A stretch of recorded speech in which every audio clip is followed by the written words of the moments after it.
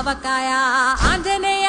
కథ మొదలెట్టినాడు చూడరయ్యా శక్తినంతా చూడగట్టి చెట్టు దులిపినాడు అంజయ్య ఎర్ర ఛాయ కోతి అవతార వెంటమాయ కత్తి సేత పట్టకుండా కాయ కోసినాడు కపిలయ్య